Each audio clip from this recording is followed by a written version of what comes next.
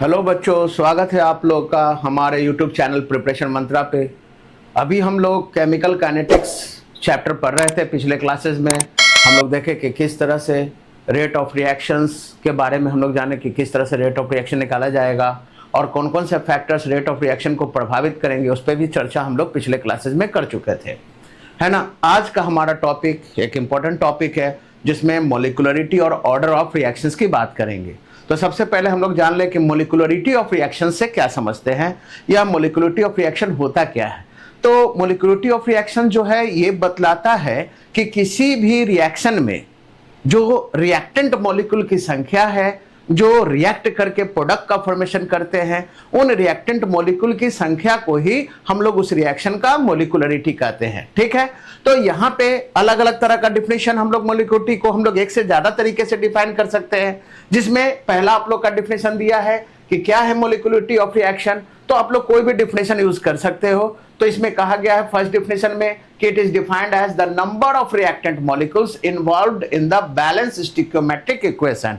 यानी किसी भी बैलेंस स्टिक्योमेट्रिक इक्वेशन में यानी रिएक्शन बैलेंस होना चाहिए, यानी रिएक्टेंट प्रोडक्ट जो है ना, उसमें रिएक्टेंट मॉलिक्यूल्स में जो भी एटम इन्वॉल्व है उनकी संख्या जो है रिएक्टेंट प्रोडक्ट साइड में बराबर होना चाहिए, यानी रिएक्शन बैलेंस होना चाहिए। और उस बैलेंस इक्वेशन में आप लोग का रिएक्टेंट मॉलिक्यूल की जो संख्या होगा उस रिएक्टेंट मॉलिक्यूल की संख्या को ही उस रिएक्शन का मोलिकुलरिटी हम लोग कहेंगे। ठीक है, तो यहां पे यही कहा गया है कि क्या है मोलिकुलरिटी। तो ये क्या है, तो it is the number of reactant molecules, यानी ये रिएक्टेंट मॉलिक्यूल की संख्या है जो शामिल है एक ऐसे इक्वेशन में जो पूरी तरह से बैलेंस्ड है। तो किसी भी बैलेंस्ड स्टिक्योमेट्रिक इक्वेशन में जो रिएक्टेंट मॉलिक्यूल की संख्या होगा प्यारे बच्चों, उस रिएक्टेंट मॉलिक्यूल की संख्या को ही उस रिएक्शन का मोलिकुलरिटी कहेंगे। या फिर सेकंड डेफिनेशन है कि it is the number of reactant molecules taking part in a single step reaction.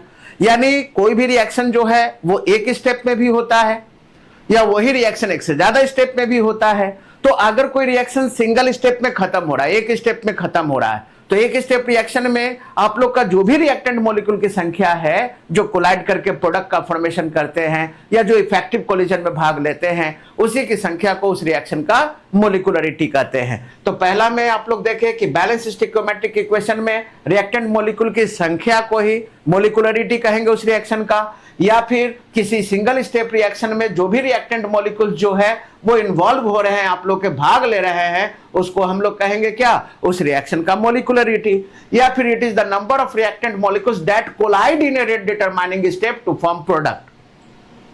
अब ये जो थर्ड डेफिनेशन है उसका मतलब समझो। हम लोग जानते हैं कि कोई भी रिएक्शन सिंगल स्टेप में भी होता है। अगर सिंगल स्टेप में हो रहा है वो रिएक्शन, अगर एक ही स्टेप में अगर खत्म हो रहा है, तो जो भी रिएक्टेंट मॉलिक्यूल की संख्या है उस रिएक्टेंट मॉलिक्यूल की संख्या को ही उस रिएक्शन का मोलिकुलरिटी कहेंगे। लेकिन बहुत सारे रिएक्शन मल्टी स्टेप भी होते हैं, एक से ज्यादा स्टेप में होते हैं। तो एक से ज्यादा स्टेप में अगर रिएक्शन हो रहा है, मान लो कि कोई रिएक्शन 3 स्टेप में हो रहा है, तो 3 स्टेप में हो रहा है, तो कैसे निकालेंगे ओवरऑल उस रिएक्शन का मोलिकुलरिटी। तो उस रिएक्शन का मोलिकुलरिटी निकालने के लिए हमको ये पता होना चाहिए कि वो 3 स्टेप में अगर वो रिएक्शन हो रहा है तो उसमें रेट डिटरमाइनिंग स्टेप कौन है, स्लोएस्ट स्टेप कौन है, जो कि पिछले क्लासेस में हम लोग बात किए थे कि स्लोएस्ट स्टेप कैसे निकालेंगे। तो रेट डिटरमाइनिंग स्टेप हम लोग को पता कर लेना है, और जो भी रेट डिटरमाइनिंग स्टेप यानी जो स्लोएस्ट स्टेप होगा उसमें रिएक्टेंट मॉलिक्यूल की जो संख्या होगी उस रिएक्टेंट मॉलिक्यूल की संख्या को ही उस रिएक्शन का मोलिकुलरिटी कहेंगे। तो सिंपल बात है, अगर वो बैलेंस स्टिक्योमेट्रिक इक्वेशन फॉर्म में दिया हुआ है तो उसमें रिएक्टेंट मॉलिक्यूल की संख्या को हम लोग उस रिएक्शन का मोलिकुलरिटी कहेंगे। या फिर अगर सिंगल स्टेप में हो रहा है कोई रिएक्शन तो उसमें रिएक्टेंट मॉलिक्यूल की संख्या को हम लोग मोलिकुलरिटी कहेंगे। या फिर अगर कोई रिएक्शन एक से ज्यादा स्टेप में हो रहा है तो वैसे केस में हम लोग देखेंगे कि वो एक से ज्यादा स्टेप में कौन सा स्टेप जो है वो रेट डिटरमाइनिंग स्टेप है, स्लोएस्ट स्टेप है, और जो स्लोएस्ट स्टेप होगा वही रेट डिटरमाइनिंग स्टेप होगा। और उस रेट डिटरमाइनिंग स्टेप को आइडेंटिफाई कर लेना है, और आइडेंटिफाई करने के बाद उसमें देखना है कि रिएक्टेंट मॉलिक्यूल की संख्या क्या है, और उस रिएक्टेंट मॉलिक्यूल की संख्या को ही यानी उस रेट डिटरमाइनिंग स्टेप में रिएक्टेंट मॉलिक्यूल की संख्या को ही उस रिएक्शन का मोलिकुलरिटी कहेंगे। ठीक है, तो सिंगल स्टेप में कोई टेंशन नहीं, उसमें आप लोग का जो भी रिएक्टेंट मॉलिक्यूल की संख्या होगा वही मोलिकुलरिटी होगा। और अगर मल्टी स्टेप है तो उसमें हम लोग देखेंगे कि रेट डिटरमाइनिंग स्टेप कौन है, कैसे पता करोगे? देख लेना कि उसमें एटॉमिक फॉर्म में कोई नहीं पार्टिसिपेट करना चाहिए, क्योंकि एटम हाई एनर्जी वाला होता है, वो स्टेप जो होगा वो फास्ट हो जाएगा। या फिर कोई कटायन अनायन नहीं हो, क्योंकि कटायन अनायन के बीच वाला रिएक्शन जो होता है वो आयोनिक टाइप का होता है, वो फास्ट हो जाता है आप लोग का। तो आप लोग देख लेना कि किसमें मोलिकुलर स्पेसिस इन्वॉल्व है ना, वही स्पेसिस जो होगा, वो स्टेप जो जिसमें मोलिकुलर स्पेसिस शामिल है वही आप लोग का स्लोएस्ट स्टेप होगा। और वहां से हम लोग डिसाइड कर लेंगे कि वही रेट डिटरमाइनिंग स्टेप है, और रेट डिटरमाइनिंग स्टेप में जितने भी रिएक्टेंट मॉलिक्यूल की संख्या है वो उसका मोलिकुलरिटी बताएगा। ठीक है, जैसे एग्जांपल्स के थ्रू भी आप लोग समझ सकते हो। पहला एग्जांपल है जिसमें PCl5 टूटकर PCl3 और Cl2 में टूट रहा है। तो इसमें ये तो सिंगल स्टेप रिएक्शन है, ये तीनों सिंगल स्टेप रिएक्शन है। तो सिंगल स्टेप रिएक्शन में मोलिकुलरिटी कैसे डिसाइड करेंगे? देख लेंगे कि रिएक्टेंट मॉलिक्यूल की संख्या कितना है, उसका स्टिक्योमेट्रिक कोएफिशिएंट कितना है, और जितना होगा वही उसका मोलिकुलरिटी होगा। तो इसमें PCl5 कितना लिए हैं? 1 है, तो जाहिर बात है कि 1 मोल PCl5 यूज किए हैं, तो इसका मतलब कि मोलिकुलरिटी कितना हो गया? इसका 1। ठीक है, यानी 1 मोलिक्यूल PCl5 इन्वॉल्व है, तो मोलिकुलरिटी 1 हो गया। इसमें बी में देखिए, इसमें हम लोग को प्रोडक्ट नहीं रिएक्टेंट की तरफ देखना है, क्योंकि जो भी सिंगल स्टेप रिएक्शन है उसमें रिएक्टेंट मॉलिक्यूल की संख्या को ही मोलिकुलरिटी कहते हैं। तो इसमें HI 2 मॉलिक्यूल इन्वॉल्व है आप लोग का, तो इसका मोलिकुलरिटी कितना हो गया? 2, है ना। थर्ड वाले में देख लो, 2 mole of FeCl3 when combines with SnCl2 1 मोल, है ना, it gives SnCl4 and 2 moles of FeCl3। तो इस केस में मोलिकुलरिटी कैसे डिसाइड करेंगे? तो मोलिकुलरिटी सिंगल स्टेप वाला रिएक्शन है, तो मोलिकुलरिटी कैसे डिसाइड करेंगे? रिएक्टेंट मॉलिक्यूल की संख्या से। इसमें FeCl3 2 मोल है या 2 मॉलिक्यूल मान लो, SnCl2 1 मॉलिक्यूल है, तो 2 और 1 टोटल कितना हो गया? 3। तो मोलिकुलरिटी इस रिएक्शन का कितना हो गया? 3। ठीक है प्यारे बच्चों, तो आसानी से मोलिकुलरिटी आसानी से निकल जाता है। ऑर्डर में निकालना पड़ता है हम लोग को, एक्सपेरिमेंटल डाटा के आधार पे हम लोग को रेट लॉ एक्सप्रेशन के थ्रू निकालना होता है। लेकिन मोलिकुलरिटी में रिएक्टेंट मॉलिक्यूल की जितना भी संख्या होगा उसका स्टिक्योमेट्रिक कोएफिशिएंट का वैल्यू को ऐड कर देंगे और वही उसका क्या होगा? मोलिकुलरिटी होगा। ठीक है, तो पहले वाले केस में 1 था PCl5, तो मोलिकुलरिटी 1, HI 2 लिए थे तो मोलिकुलरिटी 2। इस केस में 2 रिएक्टेंट है, एक रिएक्टेंट 2 मॉलिक्यूल है, एक का 1 है, तो 2 और 1 3 हो गया इसका मोलिकुलरिटी। ठीक है, तो ये ध्यान में रखना है। अब कुछ बातों को यहां पे ध्यान में रखना होगा आप लोगों को मोलिकुलरिटी निकालने वक्त। क्या क्या? सबसे पहला बात कि मोलिकुलरिटी जो है वो एक्सपेरिमेंटल वैल्यू नहीं है, ये थ्योरेटिकल वैल्यू है। मतलब कि जो भी आप लोग को दिया हुआ है वहां से आराम से मोलिकुलरिटी निकाल सकते हो, आपको एक्सपेरिमेंटल वेरिफिकेशन या एक्सपेरिमेंटल एनालिसिस करने की जरूरत इसमें नहीं है। नेक्स्ट सेकंड पॉइंट में लिखे हैं कि ये ध्यान रखना कि मोलिकुलरिटी किसी भी रिएक्शन का 0 नहीं हो सकता, क्योंकि मोलिकुलरिटी 0 का मतलब 0 मॉलिक्यूल इन्वॉल्व है, तो वो तो होगा ही नहीं। तो क्योंकि ये आप लोग का कैसा है? थ्योरेटिकल वैल्यू, कुछ होना चाहिए, 1 मॉलिक्यूल होना चाहिए। तो इसलिए याद रखना कि किसी भी रिएक्शन का मोलिकुलरिटी 0 नहीं होगा, किसी भी रिएक्शन का मोलिकुलरिटी निगेटिव नहीं होगा, किसी भी रिएक्शन का मोलिकुलरिटी फ्रैक्शनल नहीं होगा, इनफिनाइट नहीं होगा, इमेजिनरी नहीं होगा। तो ये ध्यान रखना है। तो मोलिकुलरिटी, और सबसे इंपॉर्टेंट बात कि किसी भी रिएक्शन का मोलिकुलरिटी 3 से ज्यादा नहीं होगा।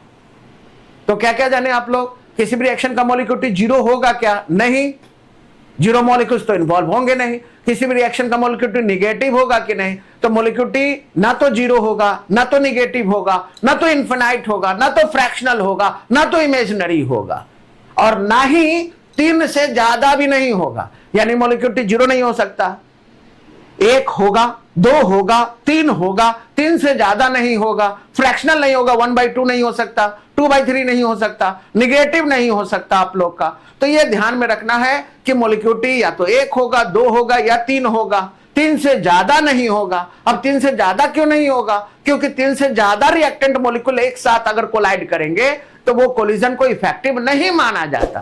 तो जाहिर सी बात है कि मोलिकुलरिटी मैक्सिमम 3 ही तक होगा, 3 से ज्यादा नहीं हो सकता। 0 नहीं होगा, निगेटिव नहीं होगा, फ्रैक्शनल नहीं होगा, इनफिनाइट नहीं होगा, इमेजिनरी नहीं होगा, 1 होगा, 2 होगा, 3 होगा, 3 से ज्यादा नहीं होगा। 3 से ज्यादा क्यों नहीं होगा? क्योंकि 3 से ज्यादा रिएक्टेंट मॉलिक्यूल जब आपस में कोलाइड करेंगे तो वो कोलिजन इफेक्टिव नहीं होगा, और कोलिजन इफेक्टिव होगा तभी तो प्रोडक्ट का फॉर्मेशन होगा। तो इसका मतलब है कि याद रखेंगे कि मोलिकुलरिटी 1 हो सकता है, 2 हो सकता है, 3 हो सकता है, 0 नहीं होगा, निगेटिव नहीं होगा, फ्रैक्शनल नहीं होगा, इमेजिनरी नहीं होगा, इनफिनाइट नहीं होगा, और 3 से ज्यादा भी नहीं होगा प्यारे बच्चों। ठीक है, ये ध्यान में रखना है। नेक्स्ट कुछ और बातों पे हम लोग ध्यान दें।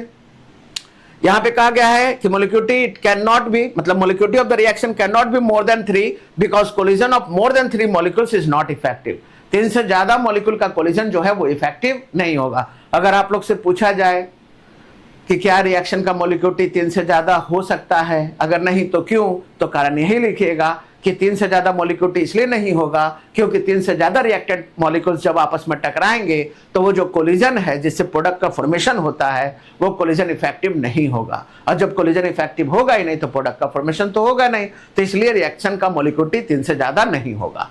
और एक सबसे इंपॉर्टेंट बात, अब जब आते हो इनऑर्गेनिक रिएक्शंस में तो वहां देखते होगे कि बहुत सारे स्टेप्स में वो रिएक्शंस टूटता है जिसको हम लोग कॉम्प्लेक्स रिएक्शन कहते हैं, है ना। और बाद में सबको फिर हम लोग ऐड करके जो सिमिलर होता है दोनों साइड उसको कैंसिल करके हम लोग फाइनल निकालते हैं हम लोग कॉम्प्लेक्स रिएक्शन का मोलिक्यूलिटी।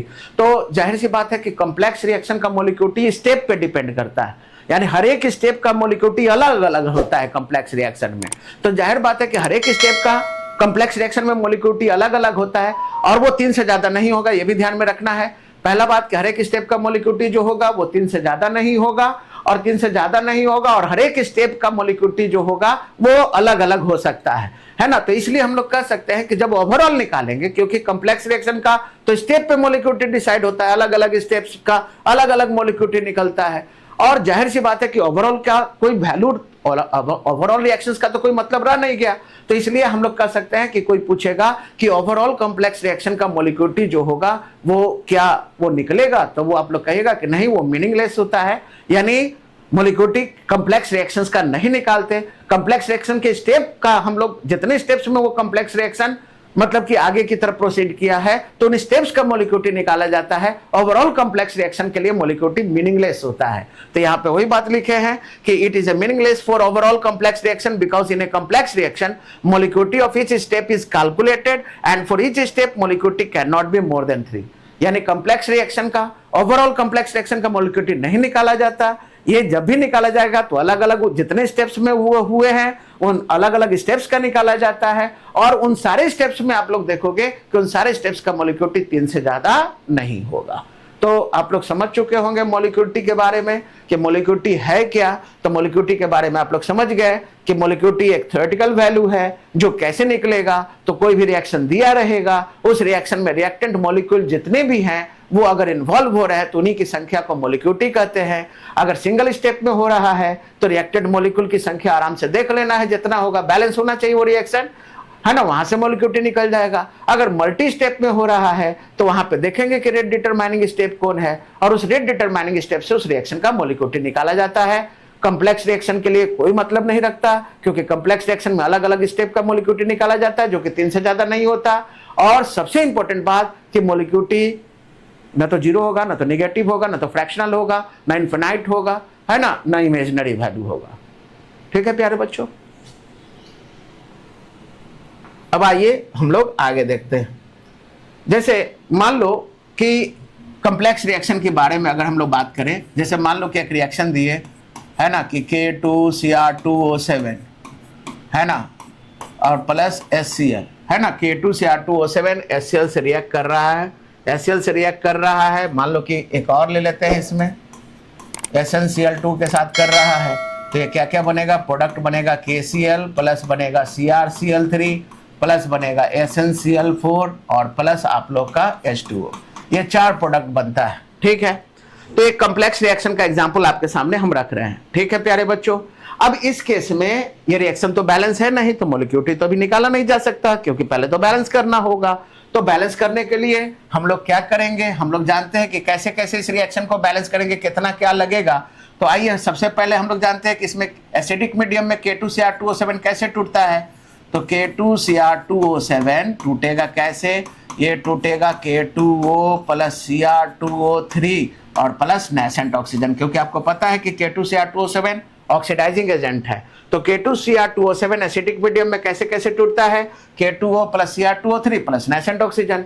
अब हर स्टेप को बैलेंस कर लो। चलो, तो 2 पोटेशियम है, 2 पोटेशियम है, 2 क्रोमियम है, 2 क्रोमियम है, ऑक्सीजन कितना है 7, तो यहाँ हो गया 3 1 4 हो गया है। यहाँ कितना ऑक्सीजन निकलेगा 3। ठीक है, अब आगे बढ़ते हैं हम लोग अगले स्टेप में। अब क्या होगा, K2Cr2O7 तो टूट गया।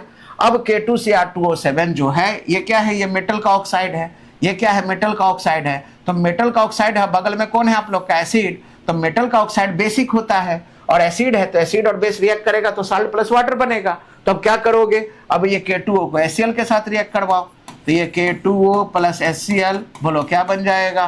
तो बैलेंस करने के लिए हम लोग क्या करेंगे, दो है, पहले क्या बनेगा प्रोडक्ट, तो हम लोग जानते हैं कि मेटल का ऑक्साइड बेस है, ये एसिड है, एसिड बेस रिएक्ट करेगा तो साल्ट प्लस वाटर बनेगा, यानी KCl प्लस H2O। ठीक है, अब दो पोटेशियम है तो यहाँ दो लगाएंगे, तो क्लोरीन दो हो गया तो यहाँ दो लगाएंगे, है ना। अब हो गया दो पोटेशियम दो पोटेशियम, दो क्लोरीन H2O, दो हाइड्रोजन एक ऑक्सीजन। चलो ये बैलेंस हो गया आप लोग का। अब ये K2O का काम खत्म, अब Cr2O3 को लाएंगे, ये भी मेटल का ऑक्साइड है, तो ये तो जाहिर बात है कि मेटल का ऑक्साइड बेसिक होता है और बेस और एसिड एक साथ तो ऐसे रहेंगे नहीं, वो दोनों रिएक्ट करके साल्ट प्लस वाटर बनाएंगे। तो हम क्या करते हैं कि K2Cr2O7 जो टूटा K2O और Cr2O3 के फॉर्म में और नेसेंट ऑक्सीजन के फॉर्म में, तो पहले ये क्या करेगा, एसिड के साथ रिएक्ट करके साल्ट बना लेगा दोनों का दोनों, है ना, K2O भी और Cr2O3 भी। तो चलो अब Cr2O3 HCl से रिएक्ट करेगा तो ये भी क्या होगा, ये बन जाएगा आप लोग का। और ये एक चीज याद रखिएगा कि एसिड बेस रिएक्शन में ऑक्सीडेशन नंबर चेंज नहीं करता, है ना, जितना ऑक्सीडेशन नंबर है उतना ही रहेगा। ठीक है, तो यहाँ पे आप लोग का कितना है ऑक्सीडेशन नंबर, यहाँ +3 है, तो इसमें भी हम लोग ऐसा साल्ट बनाएंगे कि +3 ही रहे क्रोमियम का, तो 3 क्लोरीन का चाहिए हम लोग को, है ना, तब ना +3 रहेगा। तो CrCl3 और प्लस क्या हो जाएगा H2O। ठीक है, ये समझ रहे हैं ना कैसे बनाए ये ध्यान रखिएगा कि ये एसिड बेस रिएक्शन है, एसिड बेस रिएक्शन में ऑक्सीडेशन नंबर चेंज नहीं होगा। यहाँ हो गया 3 दूना 6 2 3 6 +3 हो गया यहाँ, तो इस केस में भी +3 ही होगा, इसलिए हम CrCl3 बनाया। ठीक है, ये ध्यान में रखिएगा प्यारे बच्चों। अब बैलेंस कीजिए, तो 2 क्रोमियम है तो यहाँ कितना लगाना होगा 2, है ना, और ऑक्सीजन कितना है आप लोग का, तो यहाँ 3 ऑक्सीजन है तो यहाँ पे हमने लगा दिया 3। अब यहाँ पे हो गया 2 क्रोमियम 3 दूना 6 क्लोरीन है तो 6 लगा दिए, और हाइड्रोजन भी 3 दूना 6 है 6 लगा दिए, 3 ऑक्सीजन। चलो ये भी बैलेंस हो गया आप लोग का। ठीक है, अब इस केस में हम लोग आगे बढ़ते हैं, इसी केस में फिर आगे बढ़ते हैं तो क्या हो जाएगा आप लोग का, ऐसे तो आप लोग देख ही रहे थे कि अगर सिंपल फॉर्म में अगर हम लोग इसको करते तो यहाँ पे आप लोग देख रहे हो 2 क्रोमियम हो गया, यहाँ पे ऑक्सीजन कितना हो गया 3 ऑक्सीजन हो गया आप लोग का, हाइड्रोजन हो गया 6 हाइड्रोजन लगा दिए, क्लोरीन कितना 6 लगा दिए। ठीक है, अब इसी तरह से आगे बढ़ते हैं, तो इस केस में हम लोग क्या करेंगे, तो इस केस में हम लोग देखेंगे अब अगला, यानी ये हो गया। अब लड्डू कौन खाएगा, तो लड्डू खाएगा HCl, है ना, क्योंकि यहाँ पे हम लोग जानते हैं कि SnCl2 ये क्या है, ये अगर ऑक्सीडाइजिंग एजेंट है तो ये रिड्यूसिंग एजेंट है, ये +2 से बढ़ के कितना जा रहा है +4। तो अब जाहिर बात है कि अपना ऑक्सीडेशन नंबर कैसे बढ़ाएगा प्यारे बच्चों, तो ऑक्सीडेशन बढ़ाएगा क्लोरीने लेकर ना, अगर क्लोरीन है 2 तो ये क्लोरीने लेके ना SnCl4 बनेगा। अब क्लोरीन देगा कौन, तो क्लोरीन HCl के पास है तो HCl देगा, लेकिन HCl क्लोरीन कैसे देगा, तो HCl को क्या करना होगा, ऑक्सीडाइज करना होगा। HCl को लड्डू दिए, ये लड्डू है ना, हाइड्रोजन क्या करेगा, लड्डू देख के क्या बन जाएगा, वाटर बन जाएगा और क्लोरीन को छोड़ देगा, ये Cl2 हो गया आप लोग का। यहाँ अगर बैलेंस करेंगे तो कितना हो जाएगा आप लोग का, 2 हाइड्रोजन है तो 2 लगा दिए। ठीक है, तो 2 हाइड्रोजन हो गया, 2 क्लोरीन हो गया, 1 ऑक्सीजन हो गया। ठीक है, तो इसी केस में हम लोग आगे बढ़ते हैं अब, है ना, तो इसी केस में अगर आगे बढ़े तो अब क्या हो गया हमारा, इसका काम हो गया, क्लोरीन निकला। अब ये क्लोरीन को कौन लेगा, SnCl2 क्लोरीन लेगा, ये बन जाएगा आप लोग का SnCl4। ठीक है, तो अब इस केस में आप लोग देख रहे हो ये हो गया ओवरऑल रिएक्शन हमारा। अब इस केस में अगर हम लोग को कैंसिल करना है तो कैंसिल कैसे करेंगे हम लोग, तो यहाँ पे ऑक्सीजन कितना है 3 है, यहाँ ऑक्सीजन 1 है, तो इस केस में कितना से मल्टीप्लाई करना होगा 3 से, तो 3 से मल्टीप्लाई कर दिए हम लोग। अब इस केस में आगे बढ़ते हैं, है ना, तो 3 से मल्टीप्लाई किए तो 3 ऑक्सीजन से 3 ऑक्सीजन कैंसिल हो गया हमारा। ठीक है, अब यहाँ पे हमारा क्या हो गया, अब यहाँ पे हमारा क्लोरीन यहाँ 3 हो गया, तो यहाँ भी क्लोरीन को कैंसिल करना है, तो इसमें भी कितना से 3 से मल्टीप्लाई करना होगा, तो ये वाला क्लोरीन से ये वाला क्लोरीन कैंसिल हो गया अब हमारा। ठीक है, अब हमारा K2O रह गया, तो यहाँ पे हम लोग क्या देखें, ये K2O से K2O कैंसिल, ये Cr2O3 से Cr2O3 कैंसिल हो गया हमारा। ठीक है, अब ओवरऑल रिएक्शन क्या हो गया, अब इधर क्या है SnCl2 है, SnCl4 हो गया हमारा, तो ओवरऑल अब लाइए, तो ये क्या हो गया हमारा, ये हो गया K2Cr2O7, है ना, प्लस हो गया आप लोग का HCl बचा, कितना HCl बचा आप लोग का, यहाँ पे आप लोग का नहीं है, यहाँ पे हो गया 3 दूना 6 HCl, 6 6 12 2 14 HCl हो गया आप लोग का 14 HCl, अब प्लस और क्या बच गया 3 SnCl2 हो गया आप लोग का। ठीक है, इधर आप लोग का 3 ही बचा है, K2Cr2O7 बचा है, HCl बचा है आप लोग का 6, 6 12 2 14 और SnCl2, ये तीनों हो गया। अब ये साइड आ जाइए, ये साइड क्या बचा है, तो 2KCl है ना। अब प्लस आप लोग का क्या है 2CrCl3 प्लस आप लोग का क्या है ना 3SnCl4 और प्लस है आप लोग का 3H2O और 1H2O, यानी 3 3 6 और 1 7H2O। ठीक है, अब जरा देख लेते हैं, ये रिएक्शन हमारा कॉम्प्लेक्स रिएक्शन है और ये बैलेंस हो चुका है। ठीक है, तो इस केस में हम लोग देख रहे हैं कि इस केस में हमारा 2 पोटेशियम है, 2 पोटेशियम है, 2 क्रोमियम है, 2 क्रोमियम है ना। 14 आप लोग का हाइड्रोजन है ना। इधर हो गया आप लोग का 7 गुना 2 है ना, यानी 7 × 2 14 हाइड्रोजन हो गया। ऑक्सीजन 7 हो गया है ना। क्लोरीन हो गया आप लोग का 3 दूना 6 और 14 यानी 20। यहाँ क्लोरीन हो गया आप लोग का 4 गुना 3 12, 3 दूना 6 12 6 18 2 20 क्लोरीन हो गया। एसएन कितना हो गया 3 एसएन है आप लोग का 3 एसएन हो गया। हाइड्रोजन 14 है 14 हो गया। तो ये रिएक्शन बैलेंस हो गया। अब आप लोग से कोई पूछेगा कि कॉम्प्लेक्स रिएक्शन में है ना, कॉम्प्लेक्स रिएक्शन में मोलिकुलरिटी कितना होगा, तो आप तो बोले थे सर 3 से ज्यादा नहीं होगा, लेकिन यहाँ पे तो मोलिकुलरिटी अगर ऐसे ऐड करोगे तो 14 + 3 17 और 1 18 हो गया। तो हम क्या बोले थे कि मोलिकुलरिटी 3 से ज्यादा नहीं होगा, और अगर कोई कॉम्प्लेक्स रिएक्शन है तो उसका हर एक स्टेप का मोलिकुलरिटी अलग अलग निकाला जाता है। जैसे इस केस में K2CR2O7 इसका मोलिकुलरिटी कितना हो गया 1 है ना। इस स्टेप की अगर हम लोग बात करें तो इस केस में आप लोग का क्या, इस केस में मोलिकुलरिटी जो हो गया आप लोग का 2 और 1 कितना हो गया 3। इस केस में आप लोग का नजर आ रहा है 7, लेकिन अगर हम बैलेंस करेंगे ये 2 मोल के लिए है, अगर 1 मोल के लिए करते तो ये आप लोग का क्या हो जाता है ना। इसको अगर हम लोग बैलेंस करते, अगर मान लो कि इसको हम लोग मिनिमम अगर हम लोग डिवाइड कर देते अगर 2 से, तो उस केस में ऐसे भी ये हम लोग देख रहे हैं ना कि बाय प्रोडक्ट है, ये तो कैंसिल हो गया, इसका एग्जिस्टेंस तो है ही नहीं। लेकिन अगर हम लोग ऐसे निकालेंगे तो इस केस में आप लोग का क्या होगा, जब बैलेंस करेंगे तो ये आप लोग का संख्या इसका कम हो जाएगा। ठीक है, तो ऐसे केस में जो आप लोग का Cr2O3 है ना, तो अगर मान लो क्योंकि आप लोग का मोलिकुलर फॉर्म में था ना 2 फॉर्म में है, तो यहाँ तो मिनिमम 2 तो रखना ही पड़ेगा आप लोग का। अगर हम इसको 1 रखेंगे तो डिवाइड करेंगे तो फिर यहाँ पे आप लोग का क्या होगा, यहाँ पे वो हाफ हो जाएगा, ये 3 हो जाएगा आप लोग का। ठीक है, तो इस केस में अलग अलग स्टेप का अलग अलग निकालेंगे। इस केस में क्योंकि आगे चल के तो कैंसिल आउट हो रहा है, उसका एग्जिस्टेंस तो है नहीं, तो यहाँ पे अगर हम लोग बात करेंगे, इसकी अगर बात करेंगे तो मोलिकुलरिटी 1 हो गया। अगर है ना HCl की बात करेंगे तो इस केस में 3 मोलिकुलरिटी हो गया आप लोग का। इस केस में बात करेंगे तो 2 1 3 मोलिकुलरिटी हो गया है ना। अगर इसको भी अगर शामिल करें, इस केस में अगर हम लोग देखें तो 1 1 2 मोलिकुलरिटी हो गया। यानी किसी भी स्टेप का मोलिकुलरिटी जो होगा, अगर कॉम्प्लेक्स रिएक्शन की बात करें तो अलग अलग स्टेप का अलग अलग होगा। ठीक है, तो उस हिसाब से हम लोग बात करेंगे तो कॉम्प्लेक्स रिएक्शन में अलग अलग स्टेप्स का मोलिकुलरिटी निकाला जाता है। ठीक है, ओवरऑल कॉम्प्लेक्स रिएक्शन का मोलिकुलरिटी नहीं निकाला जाता। ठीक है, तो ये ध्यान में रखिएगा। ठीक है, इसी तरह से अगर मान लो कि कोई रिएक्शंस, अगर मान लो मल्टी स्टेप रिएक्शन है, तो मल्टी स्टेप रिएक्शन है तो मल्टी स्टेप रिएक्शंस में हम लोग जैसे होता क्या है कि मान लो कि कोई रिएक्शंस जो है उसमें 1 से ज्यादा स्टेप में अगर कोई रिएक्शन हो रहा है, जैसे खासकर मान लो कि ऑर्गेनिक रिएक्शंस की अगर हम लोग बात कर ले, जैसे मान लो कि यहाँ पे है कि अगर हम लोग कोई रिएक्शन दे कि RCl है ना, तो RCl जो है ना, इस पे मान लो कि ये पहला स्टेप में हुआ आप लोग का कि ये टूट गया R+ और Cl- में, और सेकंड स्टेप में ये स्टेप 1 हो गया। सेकंड स्टेप में क्या हो गया कि इसी R+ पे है ना कोई न्यूक्लियोफाइल्स अटैक किया, मान लो OH- और ये बन गया आप लोग का क्या ROH। ठीक है, तो ये 2 स्टेप में हुआ है। तो मान लो कि 2 स्टेप में ओवरऑल रिएक्शन क्या था आप लोग का, तो ओवरऑल रिएक्शन हो गया आप लोग का कि RCl + OH- ये मिल के बन रहा है आप लोग का ROH + Cl-। ये एक तरह का न्यूक्लियोफिलिक सब्स्टिट्यूशन रिएक्शन आप लोग के सामने रखे हैं।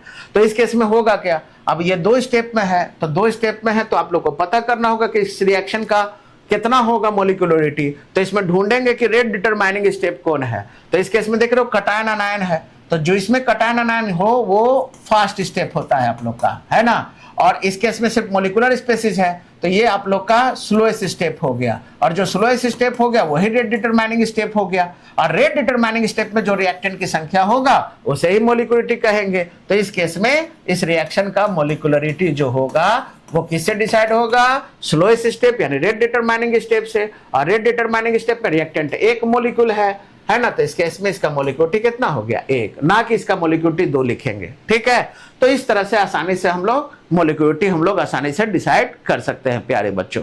ठीक है, तो इसी तरह के वीडियो को ज़्यादा से ज़्यादा देखने के लिए चैनल को सब्सक्राइब कीजिए, वीडियो को लाइक कीजिए, शेयर कीजिए। Thank you.